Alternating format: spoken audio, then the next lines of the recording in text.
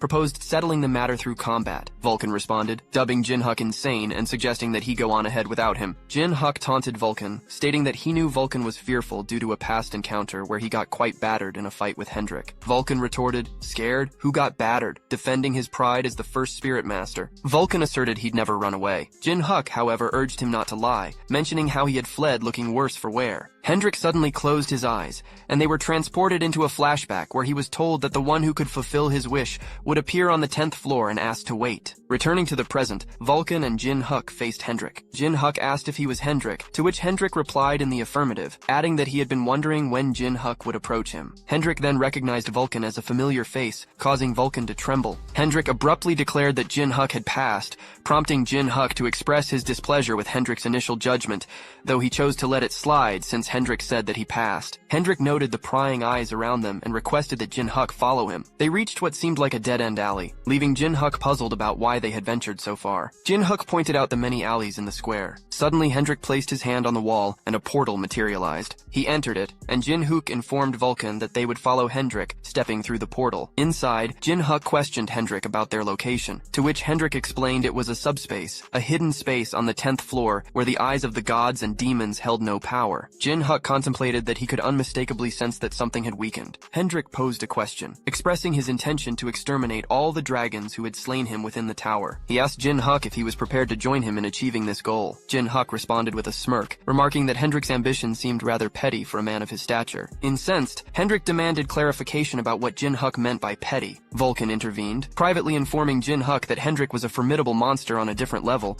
and questioned why he was provoking him. Jin Huk telepathically labeled Vulcan a loser, and assured him that he had a plan in mind. Addressing Hendrik, Jin Huk acknowledged that he might not fully understand Hendrik's situation, but he could grasp how Hendrik had become the way he was. Jin Huk expressed his certainty that Hendrik was aware that the culprits who had wronged them weren't limited to the 4 royalties. Jin Huk stated that he didn't care why Hendrik had become fixated on dragons, but declared it insufficient for him to form an alliance. He proclaimed his intention to exact vengeance on all those who had wronged him, irrespective of whether they were the 4 royalties or anyone else. In essence, Hendrik's goal was too little for Jin Huk to ally with him. Hendrik, in response, inquired if Jin Huk genuinely planned to confront the 4 royalties. Jin Huk asserts that they both embody a state of death yet alive, attributing those malevolent individuals as the culprits responsible for his demise. Abruptly, Hendrik begins to chuckle, eventually erupting into laughter, leaving Jin Huk and Vulcan to observe him in silence. Subsequently, Hendrik extends his apologies, affirming Jin Huk's correctness. A sudden transformation in Hendrik's demeanor transpires,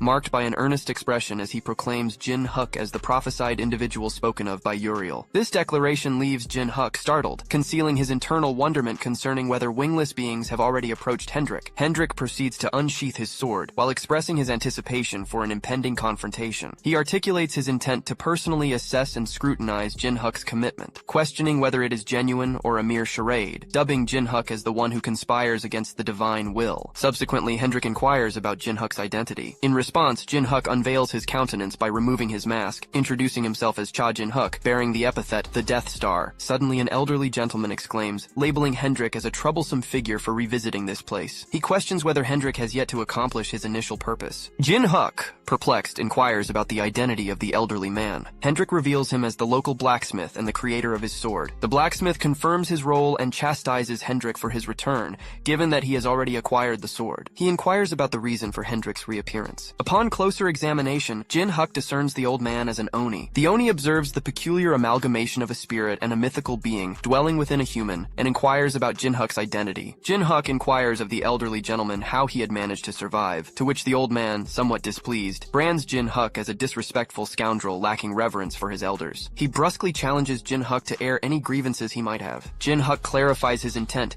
seeking to know how the old man had endured that calamity. Suddenly, the Oni's countenance shifts to one of gravity, and he poises himself to strike Jin Huk with his mallet, convinced that Jin Huk was the arsonist responsible for his village's devastation. However, Hendrik intervenes, restraining the Oni's hand. The Oni, tears glistening in his eyes, implores Hendrik to release him, asserting that Jin Huk had set his village ablaze. Hendrik reassures him, urging him to calm down and explaining that Jin Huk shares a similar background. Vulcan, curious, inquires if the Oni was acquainted with an Oni named Haru. The Oni, taken aback, questions how Vulcan knew Haru. Back at the elderly man's location, Jin Huk quietly recounts his encounter with Haru, prompting a sense of relief in the Oni upon hearing that Haru was alive. Hendrik, standing nearby, ponders internally how surprising it was that such a fortuitous coincidence had unfolded. The Oni recounts that that day marked the commencement of their village's traditional festival. Every Oni had ascended to the 100th floor, but due to his advanced age and illness, he had stayed behind. Tragically, that very night, his village was reduced to ashes. Anxiously, the Oni inquires about Haru's safety. Jin Huk reassures him, disclosing that Haru is currently on the 9th floor, and they would soon reunite with her. The Oni then notes the mask in Jin Huk's possession,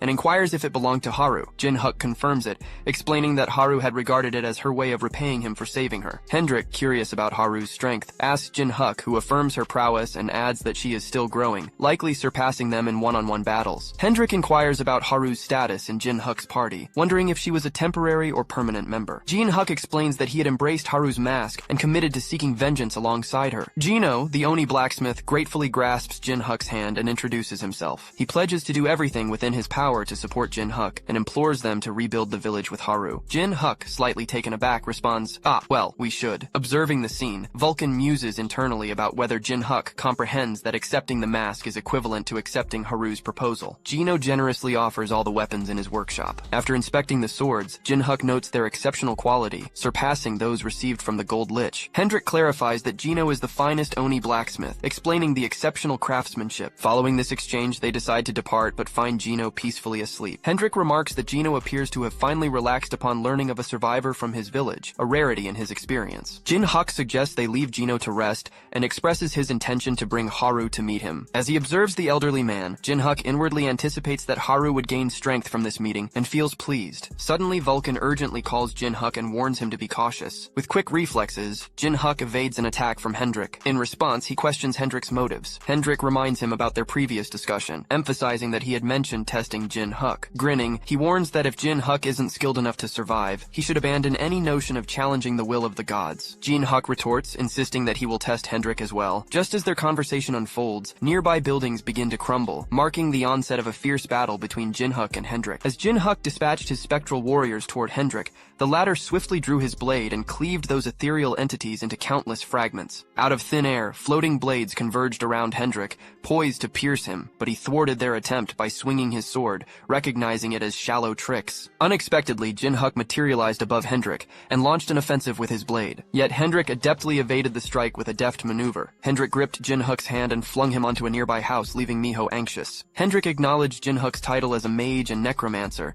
recognizing his remarkable dexterity, but cautioned that this trait could lead to a problem. Suddenly, Vulcan materialized behind Hendrik and ensnared him with his chains, questioning him about what he thinks about the first spirit master. Jin Huk then unleashed a potent magic technique called Gungear, astonishing Hendrik as he claimed it to be his mightiest. Grinning, Jin Huk exclaimed, "Kaya!" and launched arrows toward Hendrik. In response, Hendrik's sword reacted, forming intricate patterns which Vulcan recognized. Hendrik employed a skill known as Enchant Dispel Magic, severing the chains that bound him. Seeing this, Vulcan urgently instructed Jin Huk to dodge. Hendrik unleashed another skill, Shattering Dragon Slash, intercepting and obliterating the arrow before advancing toward Jin Huk. The ensuing impact caused a massive explosion. Vulcan, with concern in his voice, called out to Jin Huk. Hendrik struck Vulcan with his sword, noting that Vulcan was Jin Huk's most potent soldier, leaving him with nothing more to say as he closed in on Jin Huk, proclaiming his impending defeat. Jin Huk then appeared on the side of the house, calmly stating, "Nope." Holding a bow, he declared himself as the strongest one remaining. Jin Huk aimed and shot a volley of small arrows toward Hendrik, but he completely missed him, prompting a retort from Hendrik about the stark contrast between Jin Huk's swordsmanship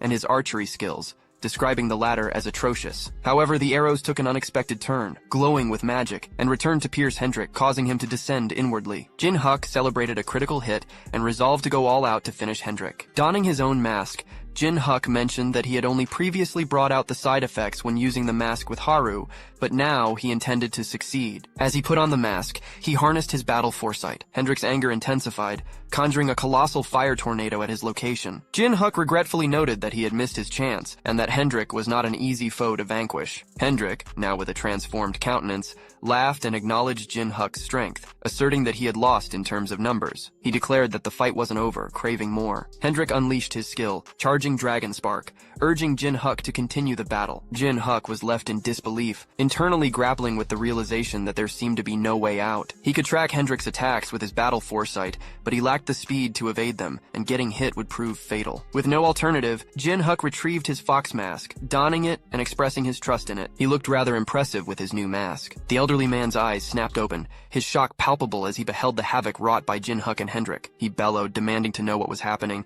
suspecting Hendrik's hand in it. In an instant, Miho sprang from her slumber and fled the house, leaving Garen in pursuit, shouting to her about the danger. As Miho gazed at a colossal beam of light, her apprehension was etched across her face. The source of the radiance was none other than Hendrik as he readied an attack known as the Charging Dragon Spark. He abruptly vanished, leaving Jin Huk bewildered by his sudden disappearance. Out of nowhere, Hendrik reappeared before Jin Huk, his sword perilously close to his face. A colossal explosion ensued, and when the dust cleared, it was evident that Jin Huk had evaded Hendrik's assault. After the debris cleared, Hendrik was astounded to realize that Jin Huk had miraculously evaded his devastating attack, causing him to secretly concede that this wasn't an assault that Jin Huk's agility alone could evade. With serene poise, Jin Huk materialized behind Hendrik, untouched by the confrontation. This left Hendrik pondering whether the enigmatic mask adorning Jin Huk belonged to that mystical fox. Hendrik couldn't help but chuckle, questioning Jin Huk's motives as he prepared to retaliate. Jin Huk, however, equipped weapons similar to Wolverine's and lunged at Hendrik, their blades clashing in a tense showdown. Countless clashes ensued between them, their weapons clashing and sparking in a flurry of combat. Abruptly, Hendrik burst into laughter, complimenting Jin Huk's enhanced mobility and newfound strength, pondering aloud whether the mystical fox mask was the source of this transformation. In response, Jin Huk maintained an unwavering silence, his eyes carefully scanning for an opportunity. Seizing a perceived weakness, he lunged forward to strike, but soon realized that Hendrik had deliberately created this opening to deploy his magic. Hendrik's sorcery triggered a powerful explosion where Jin Huk had stood moments ago. Astonishingly, Jin Huk emerged from the settling dust unscathed, poised in a defensive stance with an intense gaze. He attempted to employ the charm skill on Hendrik. However, Hendrik swiftly shattered the charm and quipped, "I don't swing that way," a chuckle following as he explained that such spells could be easily broken with a bit of focus. Suddenly, Jin Huk materialized in front of Hendrik, retorting, "But you'd have to stop moving for a moment." Internally, Jin Huk resolved not to employ a weak weapon and decided to conclude the confrontation with a decisive attack. He announced his intention to employ the Gung Hun skill, combining it with all master martial combat, Fox's mobility, and various enchantments such as enhanced physical strength, spirit power, demonic energy, and divine power. As he readied a punch, he informed Hendrik that this would be the end, concluding with a taunting remark and unleashing the Choi Gang Hun technique, a straight jab with a mighty shove. Jin Huk propelled Hendrik, unleashing a cataclysmic explosion that laid waste to numerous buildings. Amid the debris, Vulcan struggled to regain his footing, questioning whether he had lost consciousness and pondering the outcome of the battle between between Jin Huk and Hendrik. His attention was abruptly drawn to Jin Huk, standing as if he had emerged victorious, blood trickling from Jin Huk's eyes and mouth as he began to stagger, prompting Vulcan to call out his name with deep concern. Internally, Jin Huk acknowledged that he had expended all his strength, rendering his body immobile. He regretted not finishing Hendrik with his last attack, especially since Hendrik remained standing before him, far from defeated. Hendrik, visibly battered and fatigued, informed Jin Huk that he had passed. However, Jin Huk's irritation flared, and he rebuked Hendrik, asserting that he had failed. He emphasized that deploying a final move should render one incapacitated, all while dubbing Hendrik a monster. Hendrik, seemingly perturbed, raised a contemplative finger to his chin, expressing annoyance while saying, "To think that Jin Huk would fail him while looking like that." Abruptly, Hendrik relented with a begrudging, "Fine," announcing his intent to determine Jin Huk's fate after unleashing his ultimate assault. He reasoned that he had taken a liking to Jin Huk, so he needed to pass no matter what. Jin Huk, however, implored him to hold off as his body refused to respond. Yet Hendrik remained undeterred, preparing to execute his flower dragon attack. As the formidable assault closed in on Jin Huk, he acquiesced with a resigned, "Fine, you pass," and in his last breath, he hurled an expletive at Hendrik, branding him a fucking bastard, just as the attack made its devastating impact. The scene shifts to a comical exchange between Jin Huk and Vulcan inside the elderly gentleman's abode. Vulcan teased Jin Huk for his loss, but Jin Huk retorted, claiming that Vulcan had lost as well. Vulcan reminded Jin Huk of the promise he made to Hendrik about testing him. Jin Huk, wrapped in bandages, grew increasingly irritated with Vulcan and threatened to turn him into a spirit orb. However, his attempt was met with excruciating pain, causing him to halt, and Vulcan couldn't help but giggle, remarking, "Serves you right," while sporting a broad grin. Vulcan pointed out that he had cautioned Jin Huk not to go overboard, emphasizing that Jin Huk owed his continued existence to meeting Uriel and attaining divine power. Jin Huk playfully referred to Vulcan as an old man, further infuriating him. Clearly irked, Jin Huk challenged Vulcan to wait and see what would happen once he recovered, all while Vulcan continued to chuckle and dismissed Jin Huk's frustration as the cries of a loser. Suddenly, Hendrik swung open the door and entered the room, inquiring about Jin Huk's well-being. Vulcan began to sweat profusely, recalling Hendrik's previous threat to slice him to pieces. Awkwardly, Vulcan offered an apology for his earlier actions. Hendrik responded with a smirk, reassuring Vulcan that it was all right since they were all in the same boat now. Vulcan, visibly relieved, stammered out his gratitude and inwardly noted the stark contrast between Hendrik's demeanor in a fight against Jin Huk and his normal composed self. Vulcan then expressed remorse for the trouble Hendrik had gone through to check on Jin Huk. Hendrik inquired if he had gone a little overboard. Jin Huk, still reeling from being called Lil Broad, exploded,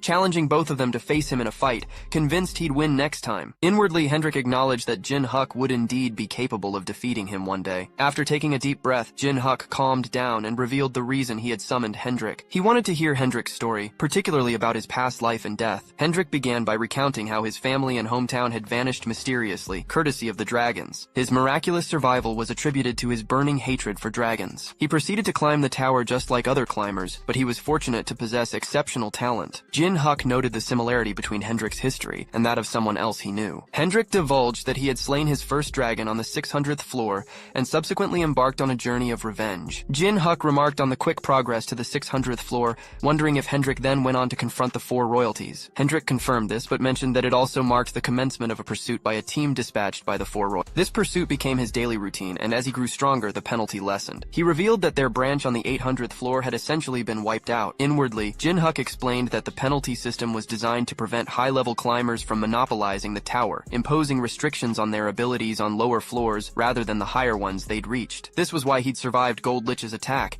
If there wasn't a penalty, he would have died from one attack. He asked Hendrik about the highest floor he had reached, and Hendrik replied, 900th floor. It was on that floor that his plan ultimately met its demise. Jin Huk realized that Hendrik could have become a transcendent. Hendrik continued his tale, explaining that a more formidable pursuit team under the 4 royalties had been dispatched to capture him, and he eventually succumbed to their numbers. He became like this, he said. Hendrik found it ironic that among the myriad species, he had reincarnated into the body of a dragon. He desired death, but couldn't easily achieve it in such a powerful form, so he accepted it, vowing to use this body as a tool for his revenge. Jin Huk replied with a smirk, "Yeah, that sounds like you." Hendrik, eager to get started, asked when they should begin climbing. However, he suddenly recalled that Jin Huk had mentioned waiting for Haru. Jin Huk, looking puzzled, inquired whether Hendrik intended to join them in climbing the tower. With a playful grin, Hendrik quipped, "Where would I go after leaving you, weakling?" making Jin Huk more pissed off. Hendrik then asserted that he and Jin Huk were remarkably similar because they both had faced their last moments alone in their previous lives, marred by failure. They needed to learn from these experiences, and it would be foolish to believe they could face their challenges alone. Jin Huk nodded nodded in agreement, recognizing the need for a friend and ally, someone from their bloodline to stand by their side. Hendrik then made a surprising proposition, suggesting that Jin Huk should create a guild. Jin Huk, taken aback, stammered, "A guild?" Meanwhile, in the guild house on the 600th floor's Holy Kingdom, a woman expressed her frustration and inquired about the commotion. She opened the door and turned to Kane, asking him what was happening. Kane gazed at the flames that Jin Huk had ignited on the 10th floor and casually diverted her attention, mentioning an intriguing report from the White Swallow branch on the 10th floor. He explained that the branch had been reduced to rubble by a single individual, leaving her in shock. Kane elaborated, noting that according to Beck Helio's report, it didn't appear to be the work of an ordinary organization or guild. Her surprise deepened, and she asserted, "Impossible." She pointed out that even on a lower-level floor like the 10th, the penalty placed restrictions on one's strength, making it seemingly impossible for someone to accomplish such a feat. Kane snapped his fingers in agreement, adding that even 9 stars like them found it impossible to conquer a guild house after receiving the 10th floor penalty. This indicated that the person responsible had already acquired immense power, much like them when they first entered the tower. The girl fell silent for a moment, and Kane suggested that it was still a possibility. She inquired about their course of action if such an individual truly existed. With a sly grin, Kane proposed employing the same method they had used 10 years ago, eliminating them all. Kane's plan involved hiring a skilled bounty hunter for the task. In another scene, a blonde girl was depicted defeating a massive snake, casually remarking that she'd completed another task for the day. Jin Huk was deep in thought, pondering the guild's dilemma. He mentioned his alignment with Hendrik's ideas, but noted a complication he was currently entangled in, Baal's quest. Before reaching the 100th floor, Jin Huk needed the entire tower to recognize his name and nickname. He expressed to Hendrik the importance of everyone knowing his name before he ascended to the 100th floor, fearing that failure might tarnish Hendrik's or the guild's reputation. With a pensive gesture, Hendrik acknowledged Baal's quest and proposed a straightforward solution. Jin Huk should become the guildmaster. This suggestion caught Jin Huk off guard. Hendrik clarified that he had never aspired to the role of guildmaster, admitting he lacked the confidence to lead. He believed Jin Huk, a skilled necromancer, would excel in commanding the army. Jin Huk fell silent, frustrated by his perceived weakness compared to Hendrik. He foresaw challenges in giving orders to someone stronger than himself. Unexpectedly, Hendrik dropped to one knee before Jin Huk, leaving him stunned. When Jin Huk questioned the gesture, Hendrik responded with a resolute expression, quietly reflecting on Jin Huk's reaction. Hendrik noted to himself that Jin Huk was unaware of the profound humiliation he had endured in his past life. He vividly recalled the anger and powerlessness he had felt at the time of his demise. Jin Huk then asked Hendrik if this pursuit aligned with his ultimate goal. Hendrik firmly confirmed that it did. With a grin, Jin Huk relented, agreeing to become the guildmaster for the sake of their shared quest for vengeance. Hendrik commended Jin Huk's decision. Later, Vulcan inquired about the guild's name.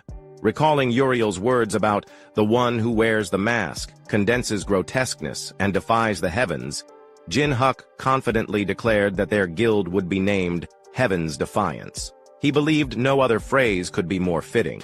Vulcan pointed out the option to pay the company fee for guild creation, but Jin Huk revealed he could bypass the cost by informing Puppet.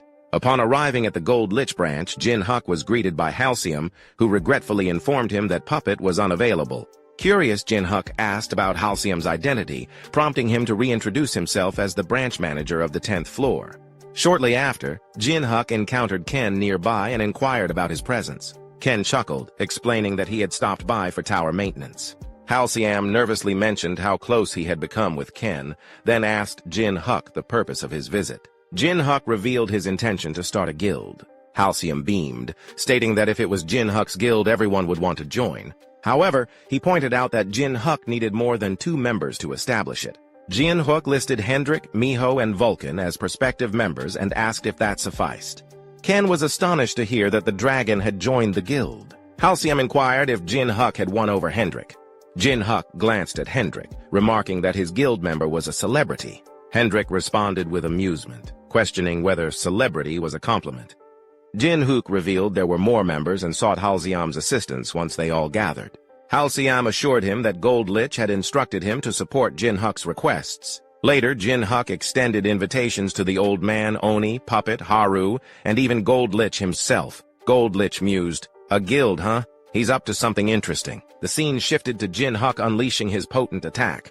10-finger edges, soul bullet combined with fish and magic on a group of orcs, piercing their bodies entirely. Hendrik asked if Jin Huk had also received a quest from the nine-tailed fox, which Jin Huk confirmed, believing he could complete it that day. Miho devoured the orcs, enabling Jin Huk to collect 999 livers and finish the quest. Upon completion, a radiant pink light descended upon Miho, intriguing Hendrik, who asked what would happen after Miho consumed all the livers. Jin Huk admitted he hadn't been informed of the outcome. Suddenly, Miho transformed into an egg, and Jin Huk received a notification stating that the nine-tailed fox would revert to her original form. As everyone watched in astonishment, Vulcan urged Jin Huk to look ahead. Turning around, Jin Huk saw a humanoid figure materializing within the pink light. "Wait, Miho's original form?" he exclaimed, taken aback as Miho transformed into a floating human girl. However, she suddenly fell, luckily caught by Jin Huk, prompting concern from Vulcan and Hendrik. Bal remarked on Miho's cuteness, to which the nine-tailed fox asserted it was only natural, as Miho was her child. Jin Huk reassured everyone, gazing at Miho, who uttered, "Da." Jin Huk echoed, "Da," in response. Then, with an endearing expression, Miho called Jin Huk, "Daddy," stunning him and the others. Suddenly, a voice questioned, "Daddy?" It was Haru, who looked utterly devastated. Demanding to know why Miho referred to Jin Huk as Daddy, Miho gestured toward Haru and inquired about her identity, casually slipping in the word Daddy. Haru felt a sting at Miho's use of that term for Jin Huk. Sensing the unease, Jin Huk nervously asked the nine-tailed fox what was happening. The fox presented a notification congratulating Jin Huk on Miho becoming his pet. Jin Huk, confused, echoed the word pet, seeking clarification on whether this was the fox's idea of rewarding favorability. The fox then mentioned placing her daughter in Jin Huk's care before vanishing. Jin Huk hurriedly called out, asking her to wait and resolve the situation, but she was already gone. Valkun, in a sarcastic tone, offered Jin Huk congratulations. While Hendrik wondered aloud if humans now gave birth to foxes, Jin Huk, feeling perplexed, questioned whether they were teasing him. Meanwhile, Haru, overwhelmed, dropped to her knees, her eyes filled with jealousy and confusion. "Daughter? If his daughter is that old, when did Jin Huk have one?" she exclaimed. Despite acknowledging Jin Huk's strength and charm, she struggled with the idea of him having a lover. Nevertheless, she resolved to accept the situation and move forward, muttering to herself, "That's it. It's okay. I'm okay." Noticing Haru was a female Oni, Hendrik assumed her identity and courteously greeted her. "Nice to meet you," he said, introducing himself as Hendrik and mentioning his membership in Jin Huk's party. He entrusted himself to her care. Haru glanced at the man standing before her, but in her eyes, Hendrik's image flickered into flames, triggering a flashback of her village engulfed in fire. Oni villagers fled, children cried, and in the distance, a dragon's silhouette loomed, its menacing laughter revealing it as the arsonist. Back in the present, Haru angrily denounced Hendrik as the village's enemy, lunging toward him with a cry of "Die!" as she swung her sword. Hendrik blocked her strike and urged Jin Huk to clarify the situation, emphasizing Haru's misunderstanding. However, Jin Huk, with a smirk, dismissed the idea, claiming that Haru's anger was directed solely at Hendrik and leaving him to handle the situation on his own. Despite Hendrik's warning about the potential harm to Haru, Jin Huk assured him she could handle it. Hearing this, Hendrik smirked and announced that he would consider this confrontation as the entrance test for Go Against God. Hendrik retaliated against Haru, sending her flying backward. She soared into the forest, crashing into numerous trees and creating a massive cloud of dust. As the dust settled, Haru charged at Hendrik with her sword, seemingly unharmed. Hendrik intercepted her strike, complimenting her spirit but pointing out that her current effort wouldn't be enough. His counterattack showcased his immense power, leaving Haru no choice but to acknowledge his strength. She fell to the ground, realizing the huge gap in their abilities. Frustrated that her enemy was right in front of her, yet she lacked the power for revenge, Haru felt defeated. Then the sword spirit emerged, chuckling as he offered Haru his power, just this once, promising to grant her the strength to slay a dragon. He explained why he was known as a dragon slayer sword. Accepting the sword's power, Haru's appearance changed, and she lunged toward Hendrik. Intrigued by the sword's apparent consciousness, Hendrik invited her to give it her all. As she prepared to strike, uttering "Die," Hendrik effortlessly blocked her attack. Haru was shocked that he could neutralize the Dragon Slayer sword's might with just one hand. Subsequently, Hendrik kicked her, causing her to cough and kneel down. Asserting his dominance, he proclaimed that his sword's strength surpassed hers, evident in its composition. Despite feeling defeated, Haru refused to give up easily. She pleaded with the Dragon Slayer sword for more strength, a power potent enough to accomplish her revenge. The sword, with a wicked grin, encouraged her determination. Haru then emanated a menacing, powerful aura, enveloping her entire body and sword in a pink glow. Hendrik, recognizing this power as sword silk, widened his eyes in astonishment. Vowing retribution for her burned village and the resentment of the deceased Onus, Haru attacked Hendrik with her newfound power. However, he easily evaded her strikes, cautioning her that the power she wielded surpassed her own capabilities. Hendrik warned that the sword forcibly bestowed this strength upon her, placing her in grave danger if she continued to use it. Leaping toward her, he implored Haru to release the sword, explaining that the power acted like a consuming parasite beyond her current stage of handling. Haru, recalling the flames that devoured her village, closed her eyes momentarily. Then, fueled by anger, a pink aura glowed fiercely in her eyes. She angrily declared her determination to release the sword only when Hendrik perished, blaming him for the village's destruction. Unleashing a barrage of silk slash attacks on the surrounding area, she vowed unforgiving retribution. Hendrik skillfully evaded her strikes but sustained a small cut on his cheek. Internally, he wondered if she harbored a grudge against dragons as well. He remarked aloud, questioning whether her hatred was so intense that it consumed her entirely. Having wielded a sword far longer than Haru, Hendrik felt compelled to intervene, believing it was his duty to guide her away from a destructive path.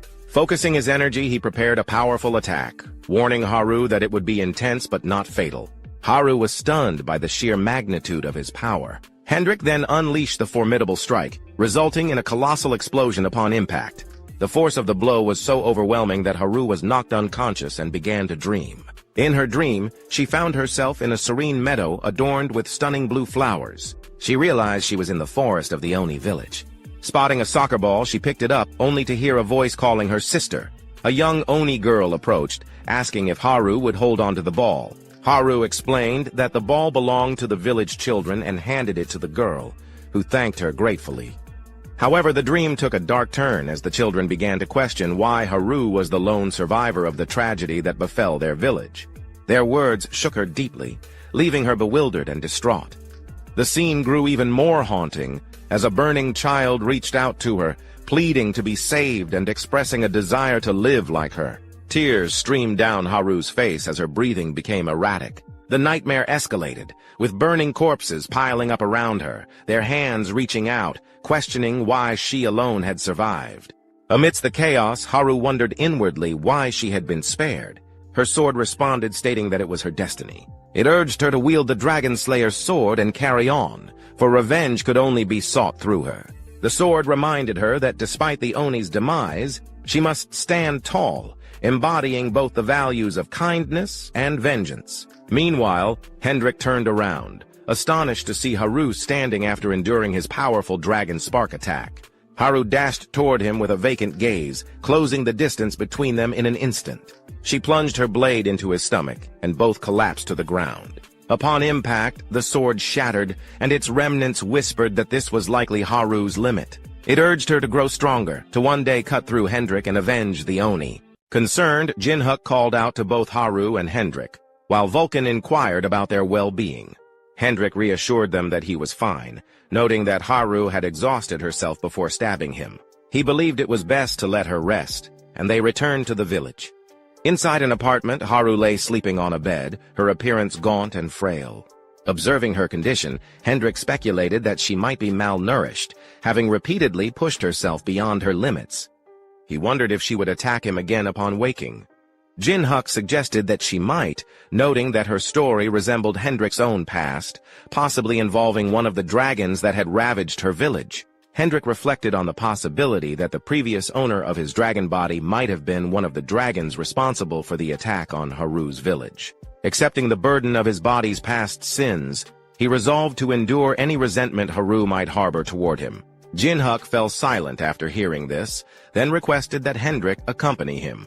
He mentioned that he had booked the entire second floor and urged Hendrik to make himself at home until Haru woke up. Hendrik expressed gratitude, but declined, feeling he did not deserve such kindness due to the sins of his past.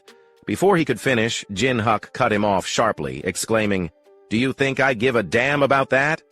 Jin Huk emphasized that Haru could only rest peacefully if Hendrik was not in her sight.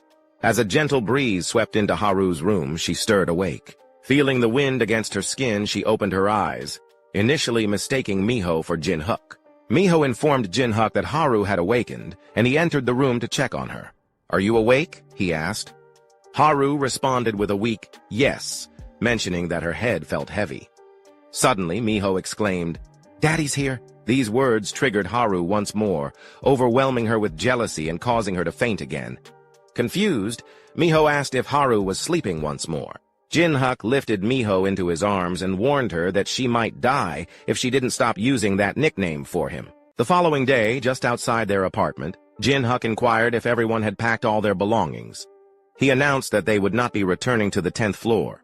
Haru enthusiastically confirmed that she had packed everything, expressing a deep sense of connection to the Dragon Slayer sword. She felt that it always returned to her as if it were a part of her. Hendrik assured the group that his possessions were magically organized, so he wouldn't leave anything behind.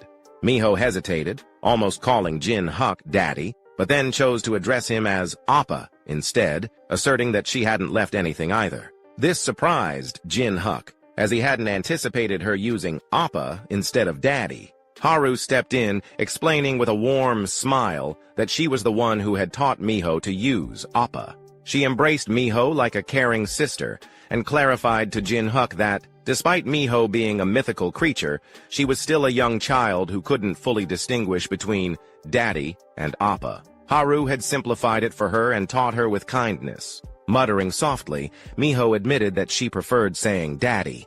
Her statement prompted a menacing look from Haru, who resembled a furious demon, frightening Miho. Jin Huk then distributed some scrolls, revealing them to be teleportation scrolls. He suggested that each of them take one, explaining that tearing the scroll would transport them to the meeting room Gold Lich had arranged. Haru, startled, remarked about the scrolls being expensive. Miho inquired, "Really?" Just as Jin Huk was about to shred his scroll, Vulcan urgently implored him to pause, loudly questioning whether he would receive his own scroll. Jin Huk acknowledged his oversight, and with a snap of his fingers began drawing Vulcan into his spiritual portal. As he was being drawn in, Vulcan cursed Jin Huk, denouncing him as someone who disregarded his autonomy and treated him merely as an object to be taken from an inventory. With everyone prepared, Jin Huk declared it was time to proceed. They tore the scrolls in half and instantly found themselves teleported to their designated meeting spot. Hendrik inquired, "Is this it?" Haru expressed her astonishment at discovering such an impressive place on the 10th floor. Jin Huk explained that the space had been constructed through the power of magic, a venture made feasible only by Gold Lich's substantial financial resources. Suddenly, a figure materialized beside Haru, prompting her to turn and meet their gaze. The elderly man, newly arrived, was astounded to encounter Haru, whose shock mirrored his own. "Grandpa Geno, you're really alive!" Tears welled in their eyes as the only confirmed survivors of their kind embraced. Vulcan and Jin Huk looked on, relieved that this long-awaited reunion had finally taken place. Just then, Gold Lich made a dramatic entrance, swinging the door open like a boss from a movie. He questioned why everyone was running behind schedule, inquiring about the etiquette of being 10 minutes early. Jin Huk glanced at him and urged for consideration due to the current situation with the Oni. Gold Lich remarked that Jin Huk had become unusually soft, referring to him as Death Star. Nearby, Puppet questioned Gold Lich's mention of Death Star, recalling the powerful climber who had perished a decade ago, lured by a thirst for power and betraying mankind. Jin Huk then unveiled himself, removing his mask, and asked, "Do you know me well?" With a broad grin, he confirmed Puppet's inquiry, identifying himself as Death Star Cha Jin Huk, the man who had died 10 years ago. In the subsequent scene, Gold Lich concluded his briefing, sharing all the information known thus far. Silence enveloped the group after his words, except for Puppet, who, in astonishment, requested Gold Lich to pause. He summarized Gold Lich's revelations, highlighting the secret actions of the 4 royalties, including the elimination of those with potential and the ambush on the Oni village at the 100th floor. "So, Ghostfacer, or rather Cha Jin Huk and Sir Hendrik, were both victims and have returned to life?" Puppet exclaimed. Exactly, confirmed Jin Huk, emphasizing their guild's objective of revenge. With a determined look, Jin Huk mentioned that their guild's name was Heaven's Defiance, signifying their intent to wreak havoc in heaven, the place where the 4 royalties resided. The elderly man and Puppet exchanged grins, acknowledging Jin Huk's perceived madness, but recognizing their potential to bring substantial change to the tower. After the group meeting, Gold Lich inquired about Jin Huk's future plans. Jin Huk responded by asking, "What else does a climber do?" He then answered his own query, stating his intention to continue climbing the tower. He stressed that this applied to all guild members. They needed to develop their abilities as much as possible, because fighting fire with fire was the only way. As Geno was leaving, Haru called his name, grasped his hand, and inquired if he would ascend the tower with them.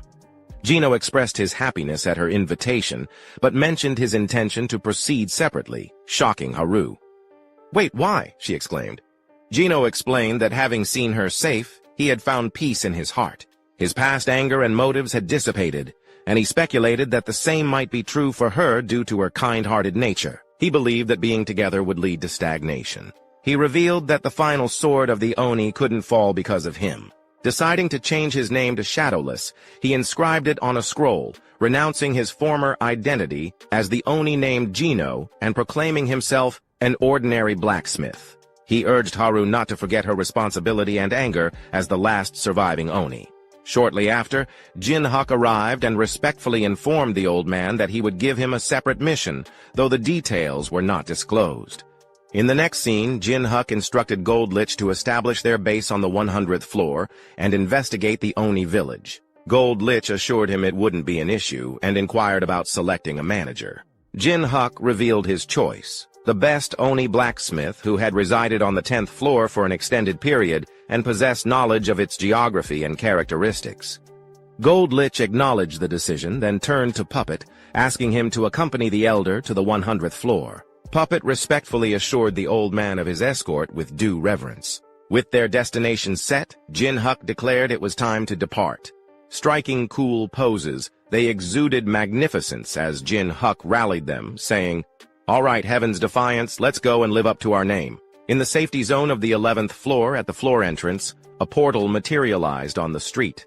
Stepping out of it, Jin Huk privately acknowledged that the 11th floor marked the true commencement of their journey. His thoughts turned to those responsible for his current state.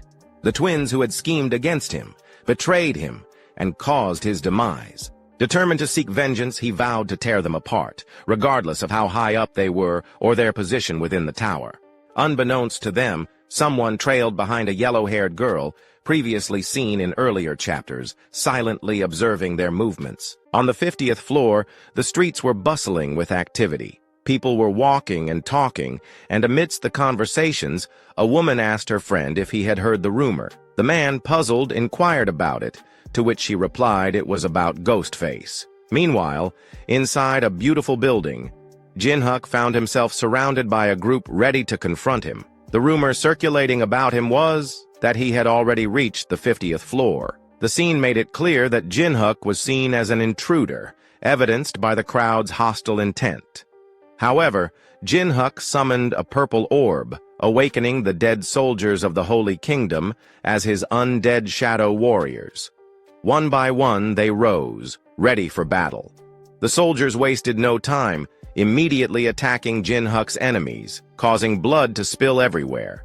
Suddenly, assassin-class climbers attempted to ambush Jin Huk from behind, unaware that, despite being a necromancer, Jin Huk was powerful, and his comrades were equally formidable. Miho and Haru quickly went on the offensive, countering the ambush and leaving the attackers bewildered by the sudden appearance of these allies before they perished in a massive explosion. From a different angle, the entire battlefield was visible, showcasing the sheer size and strength of Jin Huk's shadow army. An orange-haired man observed the chaos, his expression twisting in anger. Gritting his teeth, he questioned the situation. Why was this happening? After all, he was the branch manager. Preparing to join the fray, a green aura enveloped him as he declared his intention to fight back. Despite his appearance, he was the branch manager of a guild affiliated with the Holy Kingdom. He began casting a spell, summoning roots from the ground that combined with rocks to form a golem. As the golem fully formed and stood menacingly behind him, the man laughed confidently, commanding it to protect his proud nation. Vulcan was taken aback by the sight of the golem, and Haru noted that it was a 120th floor monster. The orange-haired man, brimming with confidence, grimaced as he declared that the tables had turned now that he had successfully summoned the golem. Just as he was about to command the golem to annihilate the fools disrupting the Holy Kingdom's coalition, his hopes, along with the golem, were shattered by Jin Huk's most powerful ally, Hendrik, the dragon hunter, who had now been reincarnated into the body of a dragon. The orange-haired boy was stunned. The golem, which he believed to be invincible, had been effortlessly destroyed. Worse, he was unaware that Jin Huk was right behind him, only realizing Jin Huk's presence when he felt a hand grip his neck, lifting him like a doll. Jin Huk revealed that the orange-haired boy belonged to the Shikari branch on the 50th floor. Gasping for breath, the man asked if Jin Huk intended to make the Holy Kingdom, the 9-star, his enemy. Jin Huk replied coldly, "No, why would I?" before crushing the man with a clenched fist, stating, "I already became their enemy 10 years ago. Whenever Ghostface broke my climbing record, the affiliated guild on that floor was reduced to ashes. Could it be, is Ghostface that strong?" Jin Huk then removed his mask and commented, "Our task here is done." Turning to his companions, he commanded, "Continue destroying them and their plans." The next day, as Jin Huk and his companions walked through the streets, people recognized him and his guild members, Heaven's Deviants. He had gained a reputation for attacking 9-star affiliated guilds. Jin Huk turned to Bal and asked for his opinion on the quest, noting that he didn't see the need to reach the 100th floor. Hendrik pointed out that Jin Huk was revealing too much information about himself, and Vulcan added that even though Jin Huk had erased all traces of magic up to the 40th floor, Haru questioned if he was doing it intentionally. Jin Huk responded affirmatively, explaining that he was tired of raiding their guilds and gathering information. Instead, he intended to draw them to him. He then opened his status window displaying name, Jin Huk, class, Spirit Master, subclass, All Master, physical type, mana, stats, strength, 78, +33, HP, 76, +33, agility, 77, +33, intelligence, 112, +33, mana, 136, 48, demonic energy, 0, shonen, divine power, 6. His traits included gluttony and all-rounder, and his skills were combined tolerance and enhanced endurance. With this knowledge, Jin Huk realized that even if ambushed, he would manage thanks to his demonic energy and divine power. Despite his current weaknesses, these powers would serve as significant assets, even if a climber from a higher floor attacked. However, he acknowledged his shortcomings in weaponry, prompting Hendrik to advise against being greedy. Hendrik reminded Jin Huk that he already possessed a weapon crafted by Shadowless, and obtaining a superior one would be difficult unless they reached a higher floor. Haru, worried about her grandfather, Shadowless, grew visibly sad. Miho noticed and pointed out to Hendrik that he had upset her, leaving him surprised. To cheer Haru up and to acquire a new weapon for himself, Jin Huk suggested visiting the black market on the 51st floor, known for its rare and hard-to-find items unavailable in regular auctions. He promised Haru something from the auction if she found anything she liked, which brightened her mood. Miho also expressed interest in getting something. Inwardly, Jin Huk reflected on Haru's happiness, regretting not buying her something sooner. Just then, a voice called out, "Oh, shopping? Great idea!" followed by a red, round object being thrown near them, emitting a blue light. Jin Huk instantly recognized it as a bomb, and a massive explosion erupted. Fortunately, Jin Huk avoided the blast, but suddenly a gun was aimed at him from point-blank range. He barely noticed it before the owner fired without hesitation. Reacting swiftly, Jin Huk dodged the shot, which was powerful enough to demolish buildings. He was stunned by the small gun's immense power, realizing that without his mask's protection, he would have died. The girl who shot him seemed slightly disappointed, though her expression remained indifferent despite Jin Huk's evasion. Suddenly, an enraged Hendrik attacked her from the side, intending to kill. However, she calmly said, "Visor." A system responded, "Yes, ma'am," and a blue barrier shielded her from his strike. Hendrik's eyes widened in shock as the woman equipped a robotic suit. After donning her suit, she activated a defensive technique called Rebound Shock on her shield. As Hendrik's attack struck, it rebounded with such force that it sent him staggering backward in pain.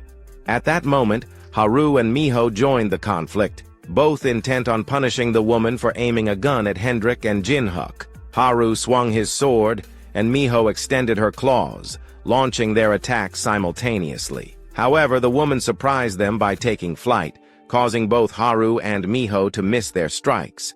Haru was astonished by her ability to fly, while Miho, still a child, joyfully exclaimed, "It's a plane! It's a plane!" Suddenly, red spheres descended from the sky, landing on top of the two girls. The spheres opened, releasing a bright light followed by a massive explosion, rendering the girls unconscious and causing Miho to revert to her fox form while still airborne. The blonde woman remarked, "I had high hopes for the super rookie Ghostface and his group, but I'm disappointed. Is this all they can offer? Of course not." Jin Huk and Hendrik responded simultaneously as they slashed at the girl, forming an X-shaped attack at close range. The attack was both beautiful and powerful, and they walked past her, exuding confidence and certainty in their victory. However, to their shock, a gun was suddenly aimed at both of their heads. It was the blonde woman, completely unfazed by their previous assault. Jin Huk realized with dismay that the battle wasn't going to end as easily as he had thought. The two men quickly moved away from the gun, but the woman did not shoot. Instead, she told them, "Don't be upset. I have something to discuss with you." Moments later, they found themselves on the roof of a building where the woman removed her mask and introduced herself as Shane, a skilled bounty hunter. Upon hearing the term bounty hunter, Jin Huk inferred that he and his team had bounties on their heads and wondered which of the climbers on the mere 50th floor had put a price on them. Shane then told them, "You don't need to introduce yourselves. I already know the super rookie Ghostface and his comrade the Strange Dragon." With a confident smirk, she declared, "You are my prey." Annoyed, Hendrik pointed his sword at her and asked if those were her final words. She simply laughed and stated that she had changed her mind, proposing a bet instead. This bet, she claimed, could benefit everyone. Hendrik, visibly irritated, inquired about the bet. She explained that if Jin Huk and Hendrik won, she would disclose who had placed the bounties on their heads. This revelation shocked Jin Huk, who hadn't expected her to share such information.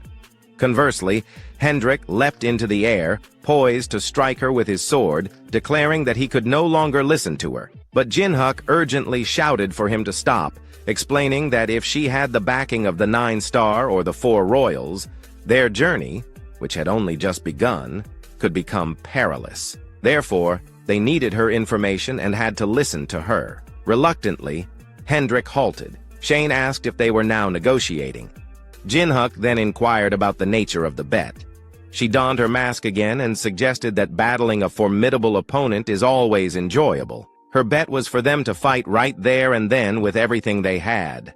Hendrik, both shocked and frustrated, wondered why they had stopped if they were going to fight anyway. She clarified that the fight had conditions. No matter who won, all 3 of them must remain alive, as Jin Huk and Hendrik needed her for information, and she did not intend to kill them either. Hendrik was surprised by her insistence on not killing each other and pondered her true motives. She continued, stating that since it was 2 against 1, Ghostface was not permitted to summon his undead soldiers. He agreed, promising not to summon them while internally vowing to uncover her plans after defeating her. With a confident, menacing grin, Hendrik asked if she meant that she just needed to stay alive, even if he severed all her limbs. With the conditions set, it was time to fight. As the battle began, a weapon-equipped drone appeared behind Jin Huk, targeting and firing at him, which he deftly dodged. Jin Huk, unimpressed, referred to the drone as a toy while retrieving something from his coat. However, Shane approached from behind, aimed her gun, and asked if he had forgotten about her. She then fired, but Jin Huk quickly used his soul shield to block the attacks. At that moment, Hendrik dashed menacingly toward her, ready to strike. Shane, however, seemed unfazed, as if she had anticipated his move. Before Hendrik could land his slash, she began to vanish from her spot, leaving them flabbergasted, their eyes wide open in shock. Hendrik's attack then collided with Jin Huk's shield instead. Both Jin Huk and Hendrik were stunned, their eyes wide as the forceful strike redirected and caused significant damage to the surroundings. Shane mocked them, commenting on their poor teamwork and wondering if their individual prowess had kept them from ever needing to cooperate. Suddenly, Hendrik and Jin Huk began arguing, grabbing each other's collars. Jin Huk yelled, calling Hendrik a bastard and questioning why he couldn't see that he had blocked her attack. Hendrik, equally angry, retorted, calling Jin Huk a bastard as well and insisting he should have predicted his attack. Jin Huk argued that Hendrik should match his movements, stating it was a command from him, the guildmaster. Hendrik countered, telling him to be rational and that leaving it to him was their key to victory. Their fight was abruptly interrupted by Shane, who prepared a devastating attack and called out to them. She remarked that although they were both strong-willed, they were being rude by constantly ignoring her. With a confident look, she asked if they had ever heard of a railgun, and if not, she would show them by attacking with it. The powerful attack conjured a gigantic, bright blue beam that illuminated the entire area as it was about to land on our heroes. Suddenly, a massive explosion occurred as the attack hit the ground, obliterating everything within its radius. Elsewhere, in a serene area far above the forest, a portal began to open. Once it fully materialized, Hendrik and Jin Huk emerged, their expressions revealing surprise. They plummeted from the sky into the forest, landing with a jolt that left them in pain. Jin Huk breathed a sigh of relief. The emergency teleportation had worked. They had narrowly escaped a dangerous situation. He had cast the teleportation spell as a precaution, and it had saved them. In contrast, Hendrik was furious about retreating in the midst of battle. He angrily questioned Jin Huk's actions, but Jin Huk quickly silenced him by covering his mouth. Looking up, Jin Huk noticed a drone overhead, recognizing it as part of Shane's equipment. He surmised that Shane was using advanced skills and weapons, prompting him to wonder about her true identity. Recalling Shane, Jin Huk realized she was not from Earth. He explained that since the tower connected multiple worlds and dimensions, Shane likely hailed from another dimension with more advanced technology. This explained her superior technological abilities.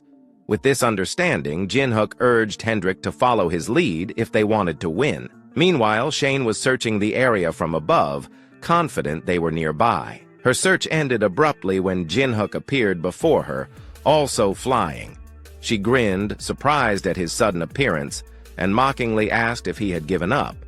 Jin Huk replied that he had a long lifeline. He then used his binding skill, summoning numerous shadowy hands that surrounded Shane, trapping her within. Shane asked him what this was, thinking his skill would be significant, only to find it was a minor spell meant to stop her. She felt it hurt her pride, interpreting it as him looking down on her. However, Hendrik was right behind her, entering the shadows and slashing at where Shane stood. She noticed him in time to dodge his attack and then shot him point-blank in the head. Although it seemed Hendrik's head was obliterated, Shane was skeptical of this cliched outcome, suspecting something more. She was correct. Hendrik emerged unscathed, grinning and expressing his enjoyment.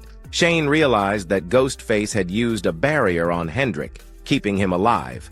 Shocked, Shane became vulnerable, allowing Hendrik to retaliate and slash her, drawing blood for the first time in their battle. "Not bad," she said with a grin. Jin Huk, preparing an attack, inwardly noted that spirit masters possess more than just summoning spells. With his all-master trait, he intended to bestow all his buff skills on Hendrik, showcasing what true all-master support entailed. Clapping his hands together, he triggered a huge explosion, then instructed Hendrik to follow her, which he did. Meanwhile, Shane observed Hendrik's significantly increased speed and wondered if Ghostface had cast a spell on him. She stopped, turned around, and began firing at Hendrik, telling him to get lost. However, Hendrik easily dodged her attacks, maneuvering through them effortlessly while asking if she was retreating. As he got closer, he declared he wouldn't let her escape and swung his sword at her. Shane managed to block with her barrier, though she struggled. She then noticed Hendrik's attack had intensified, with a golden dragon now visible. Hendrik's lightning dragon slash was potent enough to pierce her shield and wound her, causing her to bleed. Hendrik landed gracefully, thinking he had won the fight, but then stepped on a trap Shane had set earlier. She remarked that it was a gift for pushing her so far. The gift turned out to be a nuclear mine that detonated instantly upon impact. Jin Huk, concerned for his friend, hurried to rescue him but arrived too late. The explosion erupted with the force of a nuclear blast, reaching up to the clouds. Jin Huk cursed, questioning which world she came from to possess such apocalyptic weapons. Suddenly, he was shot in the chest, the bullet piercing through his body. It was checkmate for Shane, who laughed as she stood behind Jin Huk with her gun aimed at him. She declared that Hendrik could no longer fight, and that Jin Huk, now injured, was the last one standing. However, Jin Huk remained unfazed. "Do you truly believe it's over?" he asked. He mentioned that Hendrik had a long lifeline, too. As he spoke, a colossal dragon figure emerged from the fire, standing behind Jin Huk. It was Hendrik, transformed into his dragon state. Shane was stunned, realizing they had not been serious until now. Meanwhile, Hendrik, furious, demanded to know how she dared to force him into this repulsive form, his rage evident as he stood behind Jin Huk. He unleashed his dragon breath on her, obliterating the ground where she had stood. She narrowly escaped by taking to the air, remarking, "The town's strongest truly is on a different level," though, she noted, she wasn't at full strength. As she spoke, numerous weapons encircled Hendrik and Shane, firing at maximum power, resulting in a massive explosion. When the smoke cleared, Hendrik's silhouette remained untouched. Mockingly, he asked if she had brought those weapons to swat a fly, which terrified her. Then, he soared into the air with his enormous dragon body, reminding her of their promise not to kill each other and urging her not to make him break it. Flying at the same altitude as Shane, he prepared another dragon breath attack. She retorted, "Do you think I can't block it?" and activated her shield at full strength. Hendrik unleashed his dragon breath, causing another colossal explosion.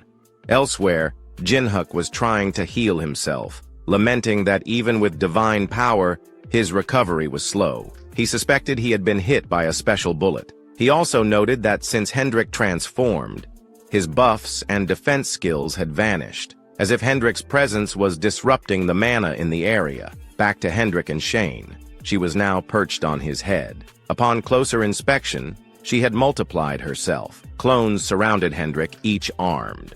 Surprised, Hendrik exclaimed, "I should be the only one controlling the mana in this area. How are you doing this?" She replied, "It's not magic. It's science. Holograms." She explained that even a dragon, master of mana, was powerless against it. She and her holograms aimed their guns at him and began firing, but Hendrik easily deflected the bullets. "Weapons are purely physical objects," she mused. Irritated and slightly angry, Hendrik informed her that no matter how many times she fired, it would be ineffective. As he spoke, he conjured a powerful roar that halted her actions. Suddenly, she summoned a massive sniper rifle, aiming to bring the dragon down. Curious, he asked, "Is that the real deal?" She confirmed, "It's the strongest and dirtiest weapon I have, one I prefer not to use." Hendrik agreed and summoned his most powerful dragon breath, unleashing his full strength. He hovered in the air, charging his ultimate attack, while Shane remained below with her fully powered weapon. As Hendrik's attack neared, she fired her bullet directly at it. Their assaults collided, resulting in a cataclysmic explosion, depicted in a pencil sketch of Hendrik and Shane, both looking confident. From another angle, their clash seemed minor at first.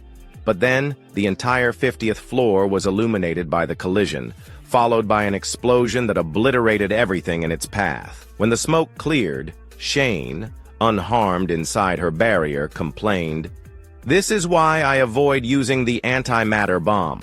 Her power began overheating during the shield's use, preventing normal operation. Smiling, she praised her suit's performance and instructed it to rest. Suddenly, her expression twisted into terror and shock as Hendrik still stood, towering over her, ready to continue the fight. The realization that he could still battle horrified her, but fortunately, Hendrik collapsed to the ground, unable to fight further. Shane laughed with joy and relief, thrilled at the unexpected victory over a dragon. However, her celebration was cut short by Jin Huk's voice. "Why are you lowering your guard?" Shocked, Shane turned as Jin Huk reminded her, "It's 2 against 1. Did you forget my presence?" Pointing her gun at him, she sneered, "For someone with a hole in his chest, you sure talk confidently." She taunted him. "Do you think your handsome face under that Oni mask will change anything?" This was the first time she'd seen Jin Huk's face. He always wore the mask. She continued, "My current weapons are more than enough to kill you. Just admit defeat." But Jin Huk, holding one of Hendrik's scales, menacingly declared, "It's not over until it's over." Biting the scale, he revealed his plan to gain dragon powers by consuming it. The scene left Shane stunned. She couldn't believe he had eaten the scale. Suddenly, Jin Huk's aura shifted dramatically. He began to sprout wings and horns, resembling a dragon, and declared that he desperately needed the information she possessed. Fully transformed into a dragon hybrid, he insisted on knowing the truth, even if it meant going to extremes. Shane's eyes widened in shock, recognizing the dragon's power in Jin Huk's current aura. Internally, Jin Huk acknowledged why dragons were known as masters of mana, feeling invincible with his newfound abilities. Utilizing this vast mana, he opened multiple portals in the sky. Shane watched in horror as Jin Huk summoned his weapon, Gungnir.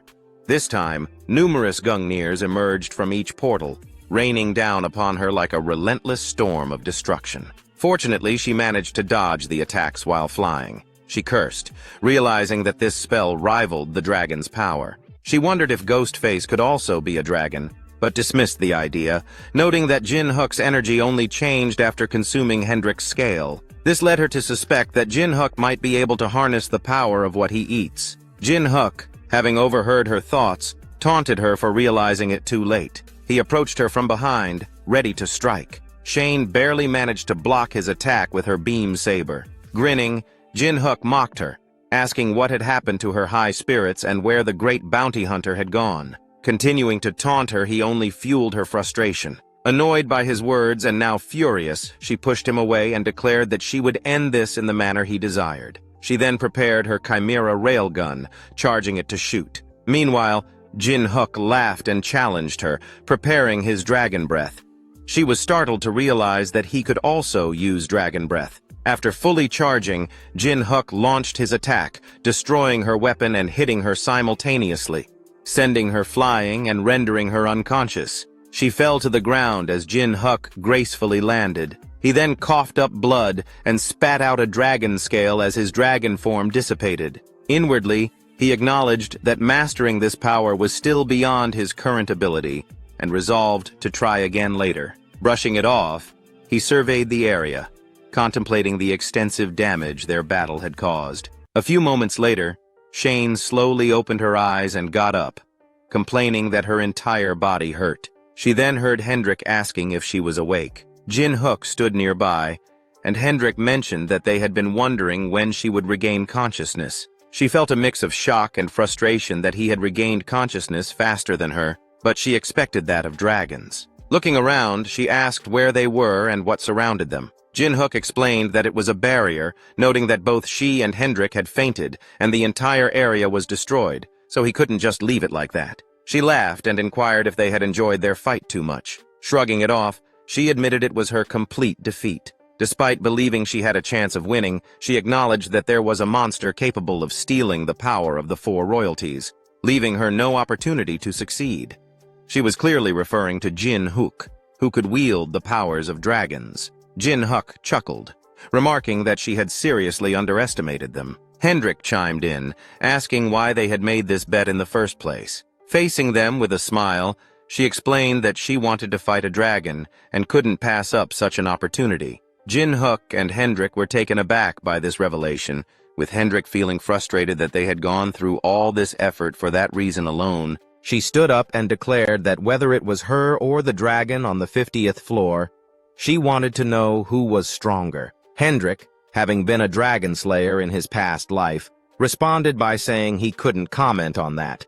However, Jin Huk urged him to say something, and added that he had used all the mana stones he had collected from the monsters he defeated to maintain the barrier. With his hand on his head, Jin Huk noted that now that she was awake, she needed to fulfill her promise and reveal who had sent a bounty hunter after them. After a brief silence, she said with a serious expression that it wasn't just one person who had targeted them. The bounty had been placed by a guild association. This information angered our protagonist, who inwardly questioned if it was the person he suspected. Hendrik was puzzled and inquired about the guild association. In response, she explained the concept of penalties, stating that a high-ranking climber faces restrictions on how much they can achieve on a lower-ranking floor. To bypass this, they support and defeat a low-ranking guild. These guilds then take control of guilds on lower floors, which in turn conquer guilds on even lower floors. This chain reaction helps them solidify their power,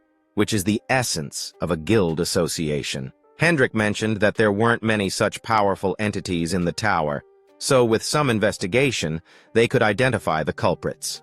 However, Jin Huk interrupted, saying it was unnecessary because only one person could amass such power. He revealed that this person was Kan Pilon, a member of the 9-star guild association called the Holy Kingdom and one of the individuals responsible for his death in his past life. Klain stood in a sinister-looking building, thanking everyone for attending. We were then introduced to those he had thanked, the current 9 stars. The Sword Saint, Donth Taylor, spoke up, saying he knew why Klain had called them together. He mentioned hearing that the affiliated guild of the precious Holy Kingdom had been raided. The Archmage Merlin chimed in, asking if the attacker was Ghostface, a powerful climber on the 50th floor. Then, the Poison King, Dang Joan, questioned the situation on the 50th floor, doubting that such a lowly person could have carried out the attack. Suddenly, Carmen stomped her foot on the floor, releasing her aura in anger as she interrupted them. "Are you all done talking?" she asked sharply. "Quit acting tough," Taylor retorted as he began to draw his sword confidently, asking if Carmen wanted to fight at that moment. Ken intervened, asking Taylor if he could guarantee that his own affiliated guild wouldn't be the next one ambushed. Taylor had no response. Klain continued, stating that they had confirmed Ghostface was a growing weed with a disturbingly twisted expression. He suggested that they should pluck the weed, meaning they needed to kill Ghostface, then asked for their thoughts. Taylor responded by asking how they would get rid of him. Would they all go down there personally to take care of it? No, Klain answered, explaining that the penalty for such an action would be too great. Instead, they would have to rely on a freelancer. Klain also revealed that he had already chosen who to send. Meanwhile, in a village engulfed in flames, Shane was seen badly injured, as though she had just been in a fight. With a smirk, she remarked on the difference in skill, saying it was unexpected for it to be so vast, even though she and her opponents were all climbers from the 300th floor. She acknowledged that king-ranked climbers were truly on a different level, referring to the 2 individuals standing before her. One of them, wearing a skull mask, told her that she had failed in her mission to kill Ghostface and had even leaked information. The other, who had a snake, added that because Ghostface's party had become hard to track after parting ways with her, it indicated that she had allied with him and his group. The man's snake suddenly grew larger and wrapped itself tightly around Shane, causing her intense pain as her bones began to crack. Then, the snake lunged at her as if it were about to devour her. It was unclear whether she was actually eaten. Elsewhere, Haru seemed to be in a completely different realm, hearing a voice calling out, "Save me! Save me!" The cry grew louder, jolting her awake and revealing that she had been dreaming. Noticing her expression, Jin Huk asked Haru if she was okay. She turned around and saw Jin Huk and the fox girl, then asked about Shane and Hendrik, wondering why they weren't there. Jin Huk explained that Hendrik had left earlier to gather information. Since the people pursuing them were serious, it seemed Hendrik was doing reconnaissance based on the intel Shane had provided. Jin Huk then noticed that Haru appeared to be feeling better, so he suggested they get going. When she asked where they were headed, he smiled and asked if she had forgotten, Their next destination was the black market on the 51st floor. In the business district, people were enjoying themselves, looking happy and carefree. Miho glanced around, spotted something she liked, and asked Jin Huk if she could eat it. He agreed, saying there was still time left before the black market opened. While Miho felt excited, Haru seemed distracted, lost in thought about the strange dream she'd had earlier. Noticing her troubled expression, Jin Huk asked if something was wrong and whether she was going to eat anything. She apologized, explaining that she was just thinking about something. At that moment, Miho shouted, "Look at this!" as she carried a large amount of food, inviting Haru to eat together. Haru agreed and joined her, but Jin Huk noticed that something still seemed off about her. As night fell and the moon rose high in the sky, Jin Huk said that before entering the black market, Haru needed to hide her identity better, because she was too noticeable. With a snap of his fingers, he changed her clothes, making it easier for her to blend in and, most importantly, concealing her horns. He also told Miho to transform into her fox form and hop onto his shoulder, which she did. When they reached the entrance of the black market, two guards were deciding who could enter based on their identities. When it was Jin Huk's turn, he showed his card. The guard was surprised to see that it was a black card, which granted access to all black market auctions, meaning Jin Huk had a powerful sponsor, as obtaining one without connections was impossible. Seeing the guard's hesitation, Jin Huk asked if there was a problem. The guard nervously shook his head and said he would escort them to the VIP seating area. As they made their way there, some bystanders recognized the mask Jin Huk was wearing. They realized it was Ghostface. They also noticed that he had a woman with him, and some wondered how he'd gotten VIP access. When they arrived at their private seating area, the guard explained that this was their reserved spot, and that they could press a button whenever they wanted to place a bid. Jin Huk acknowledged this and instructed the guard not to enter the room unless called. The guard agreed, wished them an enjoyable time, and respectfully exited, closing the door behind him. Moments later, the auction began.